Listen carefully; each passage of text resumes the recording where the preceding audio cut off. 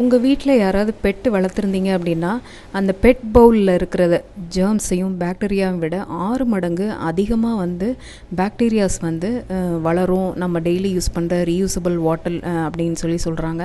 அப்போ நம்ம என்ன பண்ணணும்னா டெய்லி பாட்டிலை வந்து க்ளீன் பண்ணுவோம்.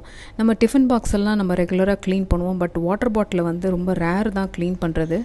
பட் இன்னையிலேருந்து நீங்கள் வந்து டெய்லி உங்கள் வீட்டில் யூஸ் பண்ணுற வாட்டர் பாட்டில், குழந்தைங்களுக்கு கொண்டு போகிற வாட்டர் பாட்டிலை நல்லா ப்ராப்பராக க்ளீன் பண்ணி அதை வந்து சானிடைஸ் பண்ணோம் அப்படின்னா நல்ல சுத்தமான பாட்டிலை வந்து நம்மளால் எக்ஸ்பீரியன்ஸ் பண்ண முடியும்.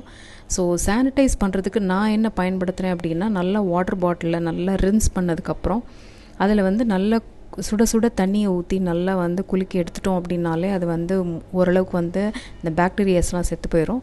ஸோ டெய்லி இதை ஃபாலோ பண்ணுங்கள். ஒரு க்ளீனான ஒரு சுத்தமான தண்ணியை வந்து நம்ம எக்ஸ்பீரியன்ஸ் பண்ணலாம். Happy cleaning and happy decluttering from decluttering diva. Thank you.